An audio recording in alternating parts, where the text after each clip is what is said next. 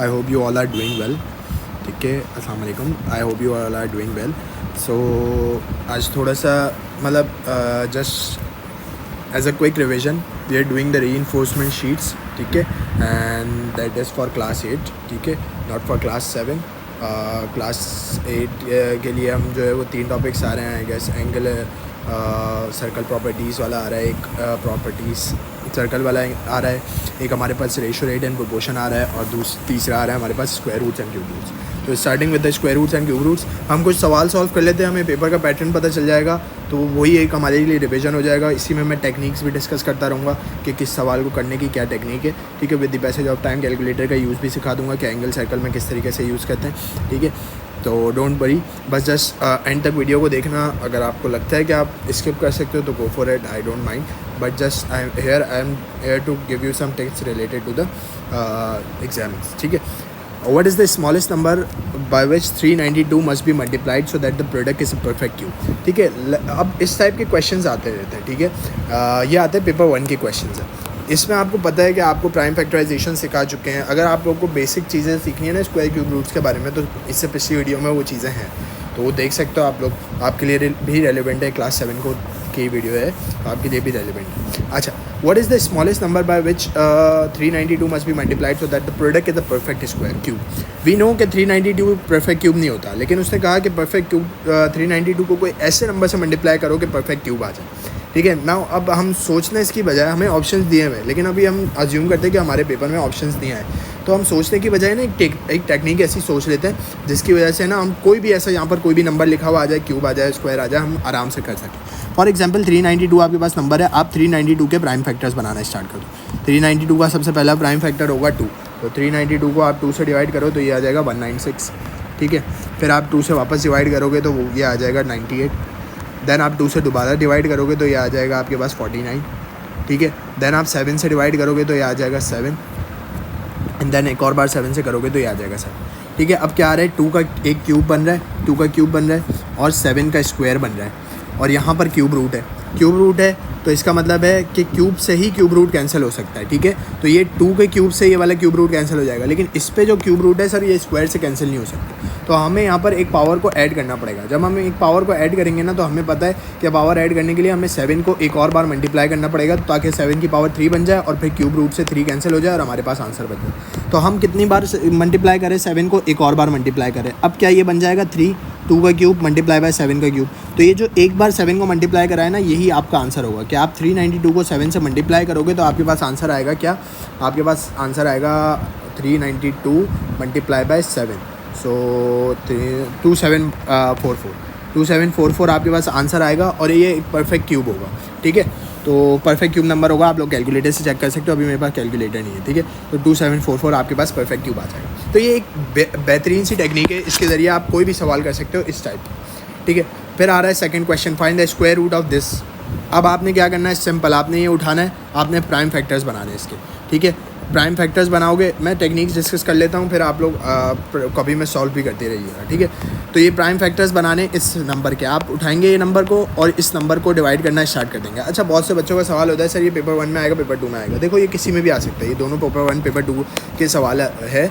CAIs में ये paper 1 में आता है, लेकिन अभी हमारे पास क्योंकि लिमिटेड टॉपिक्स है, तो हम इसको पेपर 1 में भी ज़्यादातर स्टडी करते हैं, और पेपर 2 में भी. अगर पेपर 2 में आते हैं तो आसान है कि आप जो है ना वो प्राइम नंबर्स देखते जाओ. आपका क्या टेक्निक क्या होगी, आपने प्राइम फैक्टर्स बनाने, तो आप प्राइम नंबर्स देखते जाओ. सबसे पहले 2 से डिवाइड करो, क्या हो रहा है, हाँ सही है आंसर, डिवाइड करो इसको पूरे को 2 से, यहाँ पे जो आंसर है वो लिखो, फिर 2 लिखो, फिर ऐसे डिवाइड करो. अगर 2 से डिवाइड होना ख़त्म हो गया, फिर 3 से करो, 3 से भी नहीं हो रहा 5 से करो, 5 से भी नहीं हो रहा 7 से करो, 7 से भी नहीं हो रहा 11 से करो. ऐसे प्राइम नंबर्स जो हैं 13 से करो, देन सो ऑन आप करते जाओ, तो आपके पास एक नंबर आए. जब आपके पास आ गया, आपने स्क्वायर रूट निकालना है. जब स्क्वायर रूट निकालना होगा तो पावर क्या बनेगी, पावर्स 2 की कॉम्बिनेशन में बनेगी. जैसे हमने क्यूब रूट था तो हमने 3 की कॉम्बिनेशन में बनाई थी ना पावर्स, ताकि 3 से पावर क्यूब रूट कैंसिल हो सके. वैसे ही जब हम 2 से करते हैं तो स्क्वायर से ये स्क्वायर रूट कैंसिल हो सके.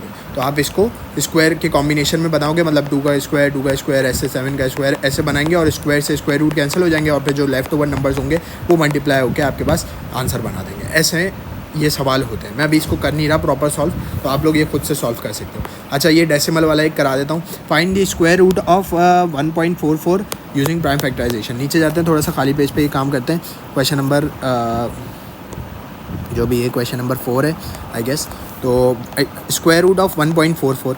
अब इसमें कोई घबराने की बात नहीं है, 1.44 डेसिमल में आ गया सर, क्या करें, प्राइम फैक्टराइजेशन कैसे करें। बहुत से बच्चे इसको कैलकुलेटर में डाल के रख देते हैं, आंसर आ जाता है। लेकिन सर कैलकुलेटर में डालने से ना इसका एग्जैक्ट आंसर तो आ जाएगा, बट अगर एग्जामिनर ने P2 में पूछ लिया और अगर इसके 3 मार्क दे दिए तो आप कैलकुलेटर से कर रहे हो ना, तो इसका सिर्फ आपको 1 मार्क मिलेगा जो कि आंसर का मार्क होगा, and that will be 2 marks आपके पेनलाइज हो जाएंगे। तो इसीलिए इसके लिए बेहतर है कि आपको प्राइम फैक्टराइजेशन का मेथड भी बताओ और इसको कन्वर्जन भी बताओ। 1.44 को कैसे कन्वर्ट करूँगा, पॉइंट को 2 बार आगे लेके जाऊँगा तो ये क्या बन जाएगा 144 डिवाइडेड बाय 100। ठीक है, ये बन गया। उसके ऊपर पूरे के ऊपर स्क्वायर रूट आ जाएगा, पूरे पे स्क्वायर रूट मतलब स्प्लिट स्क्वायर रूट है, दोनों न्यूमिनेटर पे भी स्क्वायर रूट, डिनोमिनेटर पे। इसका स्क्वायर रूट होता है 12 और इसका स्क्वायर रूट होता है 10। अच्छा, इसके लिए मैं जो एक बात आप लोग को टेक्निक बता रहा हूँ, 1 से लेकर 20 तक स्क्वायर रूट्स याद होने चाहिए स्क्वायर रूट और क्यूब रूट के चैप्टर के लिए। याद कर लो 1 से लेकर 20 तक, और 1 से लेकर 10 तक के क्यूब नंबर्स याद होने चाहिए आपको। ठीक है, फॉर एग्जांपल 2 अगर कोई आपसे फ्लुएंटली पूछ लेना 14 का स्क्वायर क्या होता है तो आपके जहन में होना चाहिए 196 होता है। इसी तरीके से कोई आपसे 9 का क्यूब पूछ लेना तो आपको पता होना चाहिए कि 9 का क्यूब क्या होता है, सर 9 का क्यूब होता है 729। तो ये चीज़ें आपके जहन में होनी चाहिए। अगर ये चीज़ आपके जहन में है तो P1 P2 दोनों में हेल्प करेगी। तो ये 144 का 12 आ गया, इसका 10 आ गया। अब ये 0 कैंसिल होगा तो पॉइंट एक बार पीछे मूव होगा, तो your answer will be 1.2। Got it? आसान है।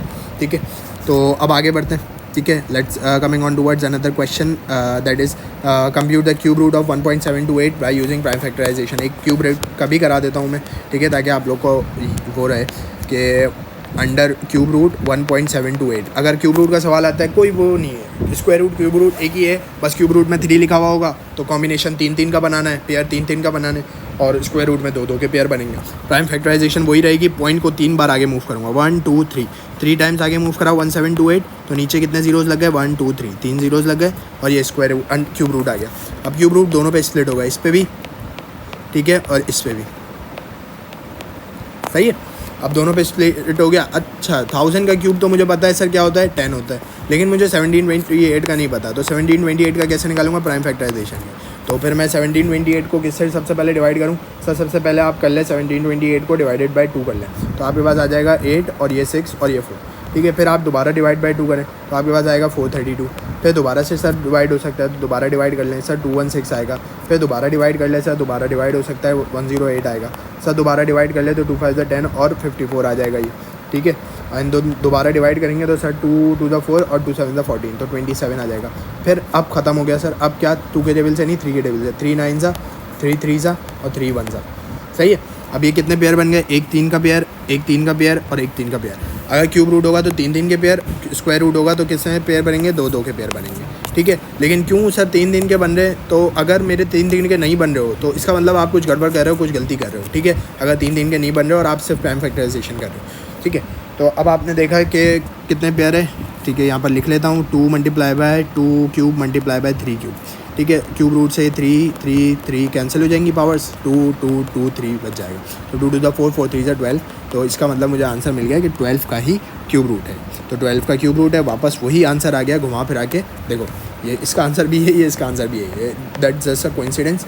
ऐसा पेपर में होगा नहीं कि हर उसका आंसर 12 दिया है। ठीक है, अच्छा, ये एक टाइप ऑफ वर्ड प्रॉब्लम है जो क्यूब रूट और स्क्वायर रूट से बहुत सिमिलर है, इसमें कोई घबराने की ज़रूरत नहीं है। Cube root cube box has a volume of 729, उसने पहले ही बता दिया क्यूब बॉक्स है। तो क्यूब बॉक्स का मतलब क्या है सर, हमने घबराना ही नहीं है। क्यूब वॉल्यूम कैसे आता है, एल क्यूब से आता है, तो हमें पता है वॉल्यूम कैसे आता है, एल क्यूब। उसने क्या बता दिया, वॉल्यूम बता दिया हमें 729। अगर उसने वॉल्यूम बता दिया और एल क्यूब निकालना है तो आप क्या करोगे, क्यूब रूट ले लोगे दोनों side, both sides cube root ले लोगे। एल क्यूब, ये 3 से क्यूब रूट कैंसिल हो जाएगा और इसका क्यूब रूट लेंगे तो आपके पास आता है अल्लाह भला करे 9।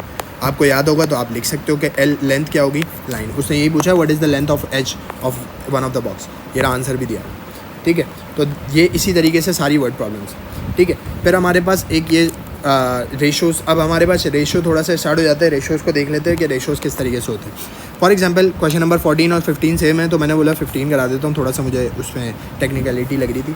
अच्छा, Sara Ahmad and Brian Shayer entered into a partnership, एक बिजनेस स्टार्ट करा, पार्टनरशिप में आ गए।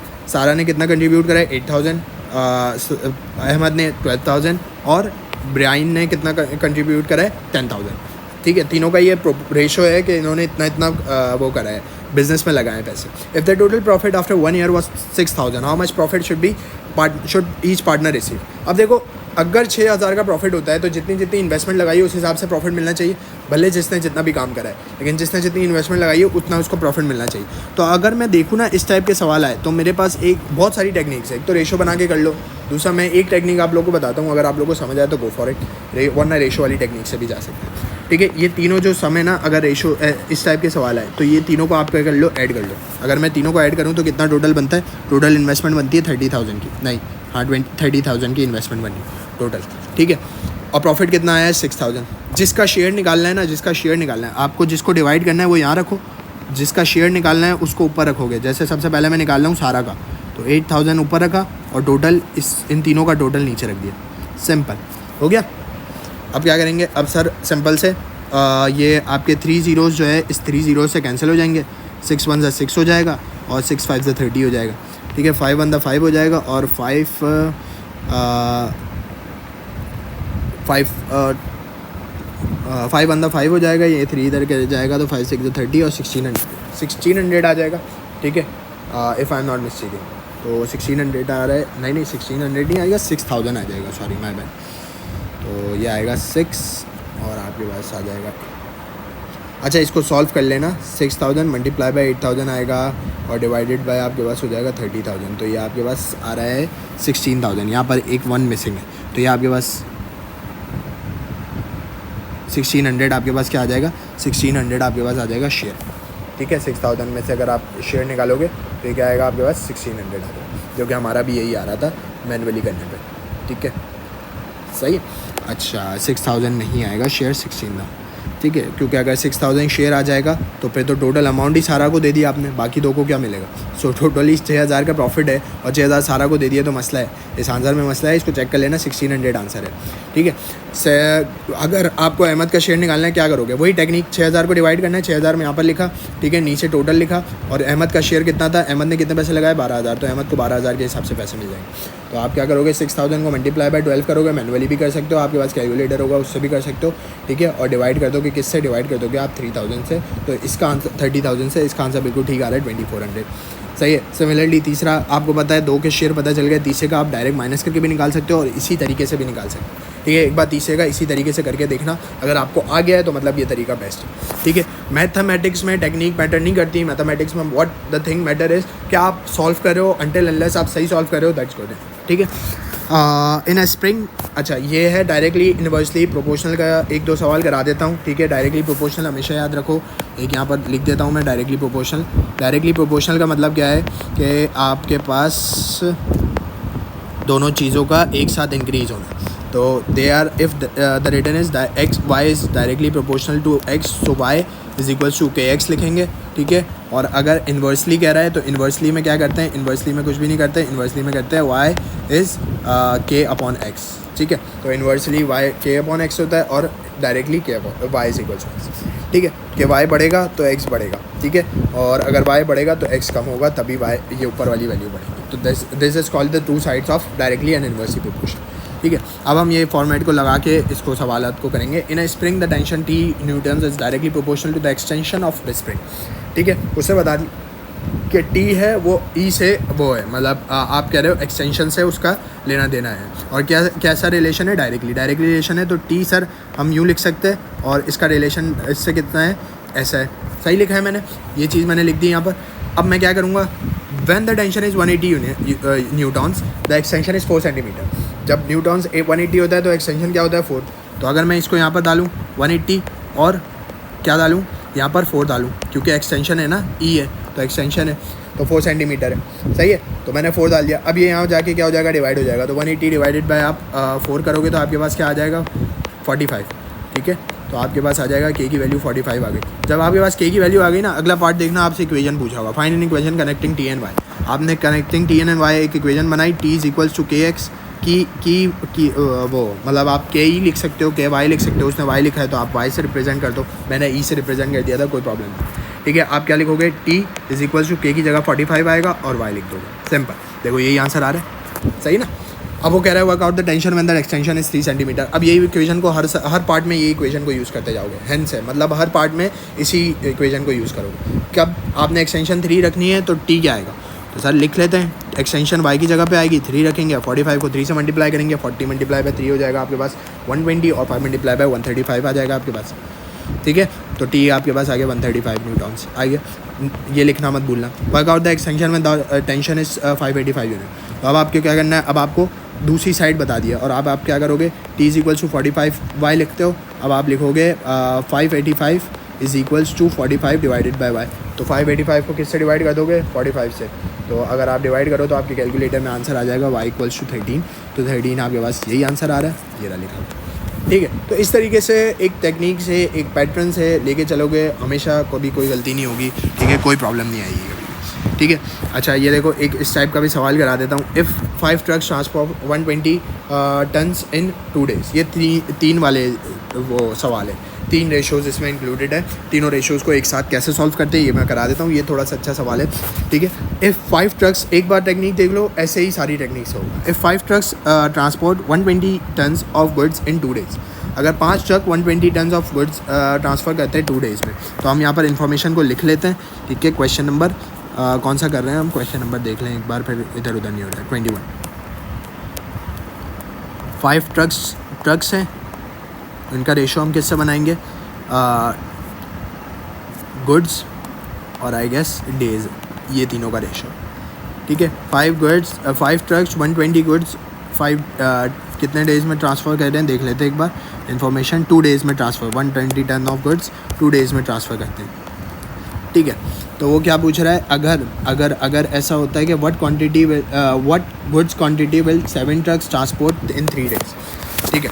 पहले तो मुझे बताओ कि 7 ट्रक्स क्या क्वांटिटी ट्रांसफ़र करेंगे 3 दिन में। पहले तो एक बात कि अगर मैं देखूं ट्रक्स और गुड्स का, जितने ज़्यादा ट्रक्स होंगे उतने ज़्यादा गुड्स जाएंगे, दोनों का क्या है, डायरेक्ट रिलेशन।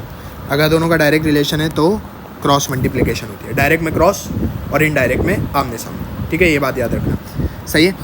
अब गुड्स और डेज़ का, ठीक है, जितने ज़्यादा डेज़ होंगे उतने ज़्यादा गुड्स, मतलब जितने ज़्यादा गुड्स होंगे उतने ज़्यादा डेज़ लगेंगे आपको ले जाने में, ये बात समझ आ रही है। जितने ज़्यादा गुड्स होंगे उतने ज़्यादा डेज़ लगेंगे आपको ले जाने में। अगर ले जाने में आपको इतने ज़्यादा डेज़ लगते हैं तो गुड इनफ। तो अब आप क्या करोगे, आप क्या लिखोगे कि हाँ भाई इन दोनों का भी क्या है, डायरेक्ट रिलेशन, सही है। अब आपने एरोज़ बना लिए, सारा काम खत्म हो गया। अब भूल जाओगे आप कोई डायरेक्ट इन्वर्स का सवाल करो, सुकून से करो। ये एरो इधर से यहाँ जा रहा है तो 5 मल्टीप्लाई बाय एक्स, फिर ये एरो, फिर ये एक्स से किधर जा रहा है, ये इधर जा रहा है तो मल्टीप्लाई बाय 2 इक्वल्स टू ये 7 इधर से 120 पे जा रहा है तो 7 मल्टीप्लाई बाय 120, फिर ये 120 से 3 पे जा रहा है तो मल्टीप्लाई बाय 3, सही है। अब 5x 5 2 जा 10 हो जाएगा, 10x हो जाएगा ये, और 7 3 जा 21 हो जाता है। और अगर आप 21 को मल्टीप्लाई कर दो 120 से तो आपके पास आता है 2520, ठीक है। एम आई रॉन्ग, राइट और रॉन्ग, ठीक है, राइट, ठीक है, सही है सही। अब आप इसको डिवाइड कर दो 2 से तो ये आपके पास आ जाएगा 10 से, 2520 डिवाइडेड बाई 10, तो 0 से 0 कैंसिल हुआ और x आ गया आपके पास 252, ठीक है। हम चेक कर लेते क्या यही आंसर आ रहा है हमारा, 252 टन्स लिखोगे, ठीक है, भूलना नहीं टन्स लिखना, देखो 252 टन्स, सही है। अब इस तरीके से करोगे ना, कभी भी गलत आंसर आने के आपके चांसेस ही नहीं बनते। आप अपनी टेक्निक को स्मूथ रखो, सिमिलर रखो, हर क्वेश्चन में कभी भी टेक्निक चेंज नहीं करो। अगर आपके जहन में कोई और टेक्निक बैठी हुई है, मैं कभी भी नहीं कहूँगा कि इस टेक्निक को याद रखो, ठीक है, आप वो टेक्निक से करो। अगर आपको लगता है कि आप 100% उस टेक्निक से आंसर सही कर सकते हो तो करो, और अगर नहीं लगता तो फिर गो फॉर इट, ठीक है। ये भी सेम इसी तरीके से आपने इन्वर्सली प्रोपोर्शनल है तो y is equal to k upon x लिखना है। एक बार k की वैल्यू निकाल लो इन 2 वैल्यूज़ से, जब k की वैल्यू आ जाओगी फिर अगले बारी में उस तरीके से फाइंड आउट करते रहोगे, ठीक है। सिमिलरली यही भी वही सवाल है, इसको भी करके देख देते हैं। y is directly proportional to x, वो कह रहा है y और x क्या है, डायरेक्टली प्रोपोर्शनल है।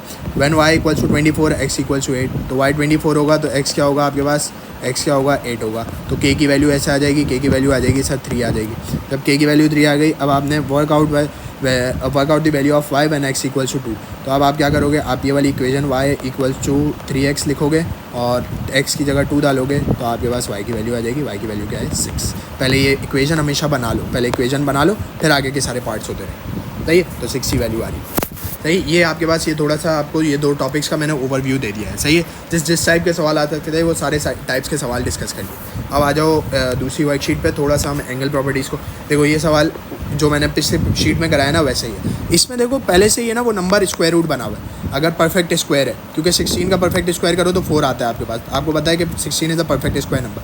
अगर परफेक्ट स्क्वायर है ना तो 1 लिख दो, क्योंकि इसका कोई पॉसिबिलिटी नहीं बनती, ठीक है। सेकंड सवाल पढ़ो, विच of the following numbers is a perfect square. आप इसमें से ढूंढ लोगे, आसान है, इसमें बताने की ज़रूरत नहीं है। आपके पास 36 है और 169 है, ठीक है।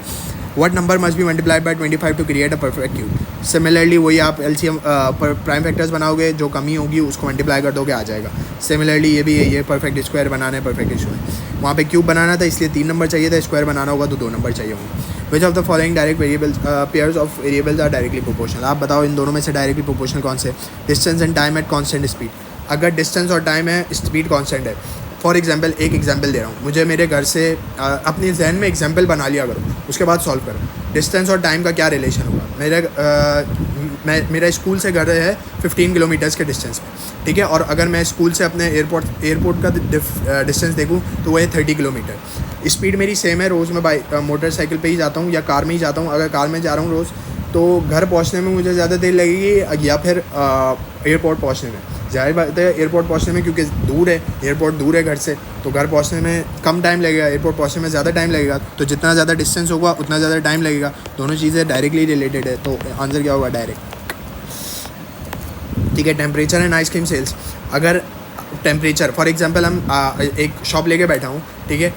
खुद सोचो कि सर्दियों में आइसक्रीम ज़्यादा चलती है या गर्मियों में ज़्यादा चलती है। आप लोग कब खाते हो। हाँ, कुछ लोग होते हैं जो सर्दियों में भी खाते हैं, कोई मसला नहीं है, कोई मसला नहीं है। लेकिन अगर नॉर्मली एक जनरल बात करें, overall general point of view से देखें तो जितनी ज़्यादा गर्मियाँ होती है उतनी ज़्यादा हमें क्रेविंग होती है कोई आइस पॉप्स खाने की, ये सारी चीज़ें खाने की। तो इसी वजह से जितना ज़्यादा टेम्परेचर हाई होगा उतनी ज़्यादा आइसक्रीम सेल्स बढ़ेंगी। तो ये भी क्या है, डायरेक्टली रिलेटेड है, ठीक है। Weight and height of individual. Weight and height of individuals are they both are directly related और इन्वर्सली रिलेटेड। थोड़ा सा सोच के अपने हिसाब से बताओ, जिनका ज़्यादा वेट होता है वो क्या ज़्यादा उनकी ज़्यादा हाइट होती है या नहीं होती। मेरे हिसाब से तो ये इन्वर्सली रिलेटेड होगा, क्योंकि जितनी ज़्यादा हाइट होती है उतना ज़्यादा पतला बंदा होता है, जितने ज़्यादा वेट होता है उतनी ज़्यादा बंदे की हाइट छोटी होती है। इफ़ 5 ऑरेंजेस कॉस्ट $10, ठीक है, हाउ वुड 8 ऑरेंजेस कॉस्ट, ठीक है। अब ये एक बिल्कुल बेसिक सा बच्चों वाला सवाल पूछ लिया कि अगर 5 ऑरेंजेस की कॉस्ट $10 है तो आप बताओ 8 ऑरेंजेस की कॉस्ट कितनी होगी। आप ये क्रॉस मल्टीप्लाई करो, आपको पता चल जाएगा। 8 10 से मल्टीप्लाई होगा और 5 डिवाइड हो जाएगा, ठीक है। कैसे हुआ सर, 8 10 से मल्टीप्लाई हुआ, 5x से हुआ, फिर ये 5 इधर आएगा। हमेशा याद रखो, अपनी बेसिक्स को नहीं भूलो, ठीक है। 5 1 5 और ये 40 आ जाएगा, 40 आएगा नहीं, ये आ जाएगा 16 आ जाएगा। अभी करा था ना 16 आया, तो आपके पास x की वैल्यू आ गई 16 रुपये की कॉस्ट है, ठीक है। सिमिलरली ये देखो, अब हमारे पास एक कैलकुलेट द पैरामीटर आ रहा है। अच्छा ये भी देख लो, चलो ये भी करा देता हूँ। Which of the following pairs are variables are inversely proportional. उसने बोला इन्वर्सली प्रोपोर्शनल वाले बता दो। Speed and travel time. अच्छा इसकी एग्जांपल दे देता हूँ। फॉर एग्जांपल मैं घर जाता हूँ, रोज़ बाईसाइकिल पे जाता हूँ, डिस्टेंस वही है 15 किलोमीटर। बाईसाइकिल पे जाता हूँ 45 मिनट्स लगते हैं। मोटरसाइकिल पे जाता हूँ 30 मिनट्स लगते हैं। कार पे जाता हूँ तो क्या लगते हैं, 20 मिनट्स लगते हैं, ठीक है। तो क्या हो रहा है, मोटरसाइकिल से बाइक की स्पीड ज़्यादा है, बाइक से कार की स्पीड ज़्यादा है। तो जैसे जैसे स्पीड इंक्रीज़ हो रही है वैसे वैसे मेरा टाइम क्या हो रहा है, कम हो रहा है। तो there is an inverse relation between both of these things, ठीक है। Number of workers and time taken to complete a task. अगर एक बंदे को मतलब फॉर एग्जांपल मैं कहता हूँ कि पूरी क्लासरूम को मैं बिगाड़ देता हूँ और मैं कहता हूँ 2 बच्चों को साफ़ करो, तो 2 बच्चों को साफ़ करने में 30 मिनट्स लग रहे हैं। मैं उसी जगह 5 बच्चे भेजूँ और बोलूँ फटाफट साफ़ करने, तो 15 मिनट में साफ़ कर देंगे। तो नंबर ऑफ़ वर्कर्स बढ़ेंगे, वैसे वैसे time to complete the task कम होगा। तो इन्वर्स।